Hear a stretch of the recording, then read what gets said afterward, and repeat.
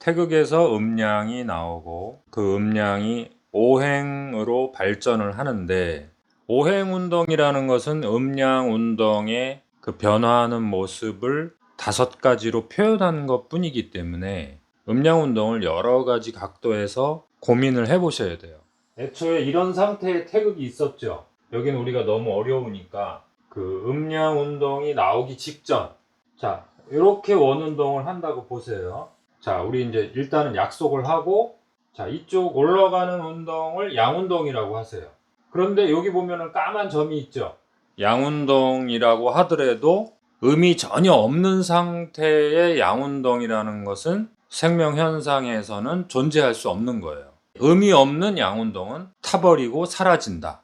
반대로 양이 없는 음운동은 생명현상에 참여할 수 있는 물질이 될 수 없다. 돌덩어리가 된다. 음이 없는 양운동은 순간적으로 타버릴 수밖에 없단 말이에요. 타버리고 사라질 뿐이다. 자, 음을 상징하는 곳에 항상 이 양으로 그림을 그려놨죠. 이 양이 없으면 뭐가 돼요? 그냥 물질 그 자체고 돌덩어리라고 보시면 돼요. 우리 인체에서도 양기로 다시 전환이 안 되는 물질이 있죠.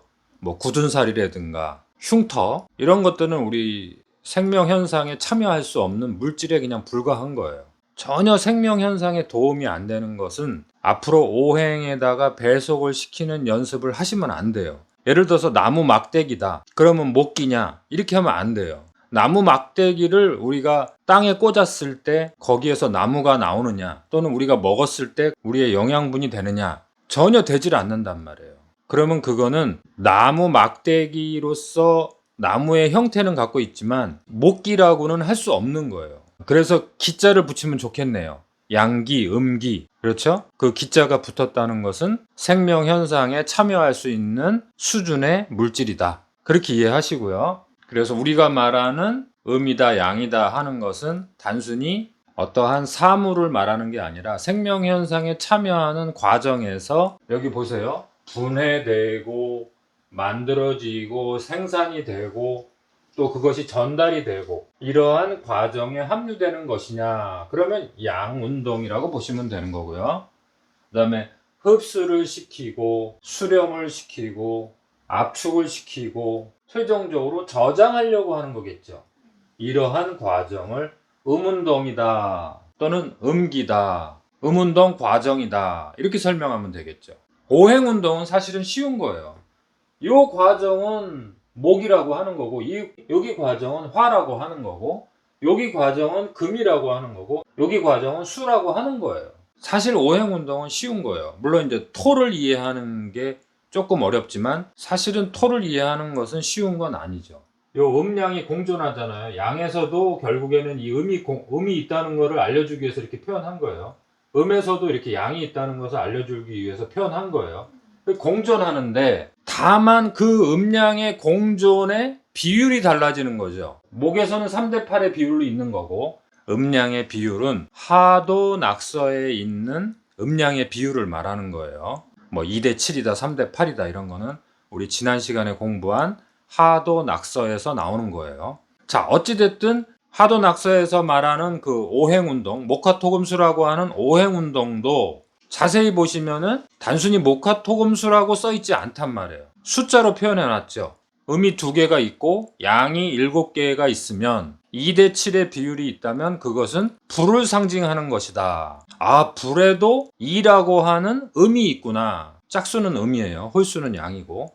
표현할 때 음양은 공존한다는 것을 하도 낙서에서도 보여준단 말이에요. 오행운동이라는 것은 그 음양 비율에 의해서 그 위치가 결정이 되고 작용하는 모습이 결정이 되니까 음량이 공존한다는 거, 그게 제일 중요한 거예요. 그런데 음량 비율을 모르면 불은 무조건 활활 타오르는 것처럼 착각을 한단 말이에요. 그렇지 않은 거예요. 이 불기운은 불기운의 영역에서 활발하다는 거고, 물기운은 물기운의 영역에서 활발하다는 거지, 그 물기운이 많은 사람이 자기 영역에 들어가서는 그 물이 불이 되는 거예요. 음량에서 나온 오행이라는 것은 그 위치를 말하는 거예요. 그 위치, 어느 위치에 있을 때 그 사람이 가장 실력 발휘가 되고 그 사람이 본 모습을 보여주느냐, 그거를 얘기하는 거예요. 근데 그것을 이해하기 위해서는 음량이 이렇게 두 개의 다른 운동 모습이 있는데 그 다름 안에서 공존성, 음량이 공존한다라는 그 원리를 이해하셔야 돼요. 자, 그래서 이 양운동을 따로 한번 빼봤어요. 이렇게 따로 한번 빼봤어요. 자, 따로 빼보면 요 과정은 뭐예요? 여기 음에서 처음 막 나오는 과정이죠. 요 과정이죠. 요 과정은 결국에는 그 음을 저장 상태에서 어떤 형태로든 분해를 하고 분리를 해서 뭔가 만들어내야 될 거 아니에요. 양이라는 것은 외부 현상으로 보여주는 거잖아요. 다 만드는 거예요, 사실은. 여기도 만드는 거고, 여기도 만드는 거고, 여기도 만드는 거고, 여기도 만드는 건데, 이 수라고 한 이유는 여기 과정을 거치면 이제 저장할 수 있는 단계로 만든 거예요. 물질을 저장해야 될 거 아니에요. 그 저장하는 단계를 수라고 하는 거예요. 근데 모든 에너지들은 쓴 다음에 없어지는 게 아니라 그것을 재활용을 해야 된단 말이에요. 그렇죠? 여기는 흡수하는 거죠. 가장 상승된 하늘의 기운을 다 흡수해야 될 거 아니에요. 그렇죠? 이 흡수하는 기능, 금운동이라고 하는 거예요.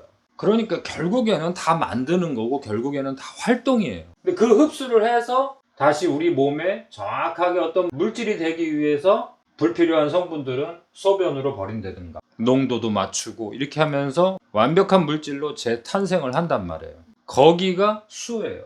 그러니까 저장이라고 한 것뿐이에요. 수도 일을 하는 거고 금도 일을 하는 거고 목도 일을 하는 거고 화도 일을 하는 거고 쉼 없이 일을 하는 거예요.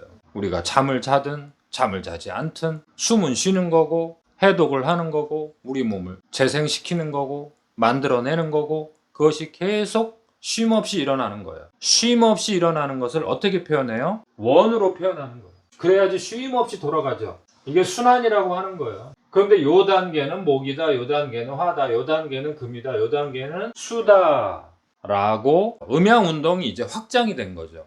5가지로 확장이 되는 게 동양 사상의 가장 큰 매력이죠. 서로 공존 시스템이 되어 있기 때문에 공존하는 공통점을 갖고 있다. 분명히 다른데 공존할 수밖에 없게 만들어 놨단 말이에요. 섞일 수밖에 없게 만들어 놨단 말이에요. 하도 낙서를 가까이 두고 자주 보셔야 돼요.